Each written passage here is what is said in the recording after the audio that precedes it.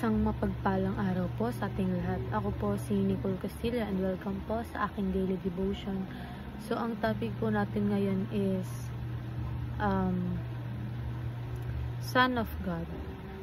So, when we say Son of God, it is the title Son of God designate Jesus as eternal divine, Son who is equal in nature with the Father. Biblically, this title reveals His deity, His unique relationship with the Father, and His role in redemption. Unlike believers who are called children of God by adoption, Jesus is the Son by nature, sharing the same essence with the Father. In the Old Testament, the promised Messiah was called God's Son, fulfilled perfectly in Christ.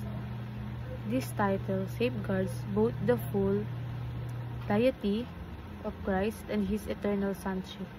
To deny it is to undermine the gospel, for only the divine Son could accomplish salvations of sinner.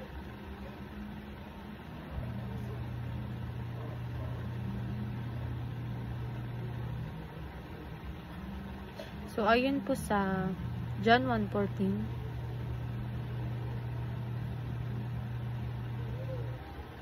sinasabi po dito na the word became flesh and made His dwelling among us. We have seen His glory, the glory of the one and only Son, who came from the Father, full of grace and truth. So, ayon po sa ating katuruan, sinasabi ito na Jesus is the one and only Son of God. So, si Jesus lang ang tunay at iisang anak ng ating Diyos, or natatanging anak. So, hindi siya katulad ng isang ordinaryong tao. Siya ay Diyos na nagkatawang tao para iligtas tayo. Next is, Jesus is our sacrificial and loving big brother. So, para sa atin, si Jesus ay parang kuya na laging handang magsakripisyo. So, minahal niya tayo hanggang sa ibigay niya ang kanyang sariling buhay.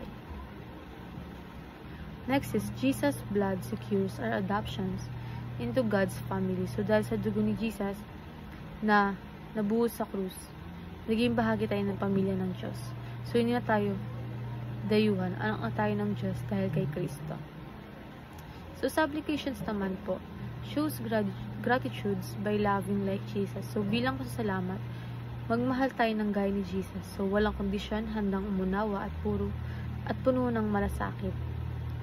And the next, sacrifice for Jesus by offering your best. So, ibigay natin kay Jesus ang pinakamaganda at pinakamabuti mula sa atin. Oras, talento, puso. Hindi basta mabigay lang, kundi bigatin yung best offering natin. And lastly, share Christ without being ashamed. So, huwag tayong mahiya o matakot ipahayag na tayo ay kay Jesus sa salita at gawa. Ipakita natin siya ang ating tagapagligtas. And alam po, maraming salamat.